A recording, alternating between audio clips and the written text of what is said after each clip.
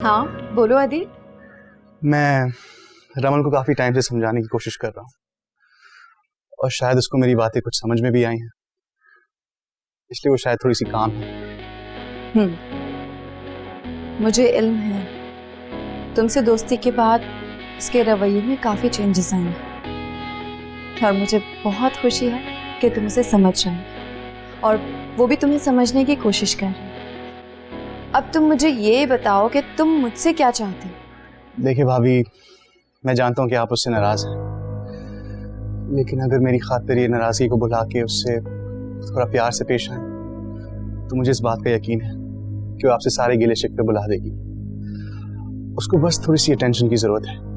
आदि, वो मेरी बहन है, मेरे दिल में उसके लिए कोई बुराई नहीं। हाँ, वो बस थोड़ी कान की कच्ची है, जज्बाती है, इसलिए अपना नुकसान कर बैठती है। हाँ हाँ, सही कह रही हैं। अब इतना तो जान गया मैं उससे।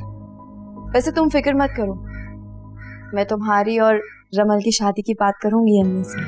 थैंक यू भाभी। You're welcome.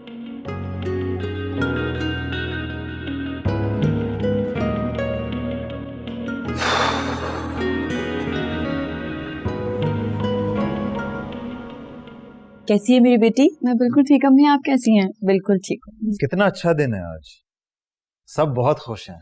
हाँ ये बात तो है, लेकिन उम्मीद बेटा, तुमने जुनैद से जो माफी मंगवाई ना सबके सामने, वो ठीक नहीं था। और बेटा अपने शौहर के साथ ऐसी हरकत करके तुमने हमारा सर शर्म से झुका दिया। बस क्या सोच रहे होंगे नीलम और यासिर, कैसी तरबियत की है अपनी बेटियों की हमने। आंटी, इस वक्त ये बातें करने की क्या जरूरत है? Aunty please. नानी, मुझे बिल्कुल बुरा नहीं लगा, बल्कि उम्मीद ने जो किया ठीक किया। मैं तो खुश हूँ। अरे बेटा, ये तो तुम्हारा ज़र्फ है, तुम्हारी जगह कोई और होता ना तो फौरन दुल्हन को छोड़ के चला जाता। अम्मी, नानी, अगर शौहर गलती पर हो तो उसे बीवी से माफी मांगने में कोई आर नहीं होनी चाहिए।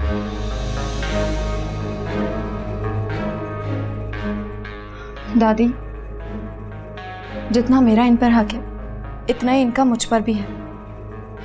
अगर मैं गलती पर होती तो मैं भी सबके सामने माफी मांगती। माफी मांगने से कोई छोटा बड़ा नहीं हो जाता।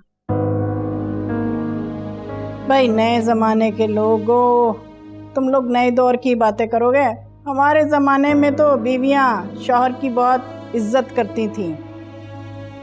ठीक कहा आपने, लेकिन वो दौर कुछ और था और ये दौर कुछ और है।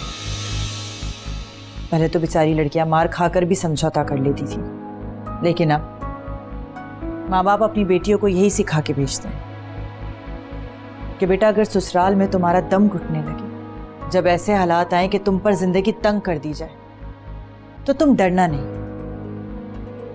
तुम्हारे घर के दरवाजे हमेशा खुले रहेंगे।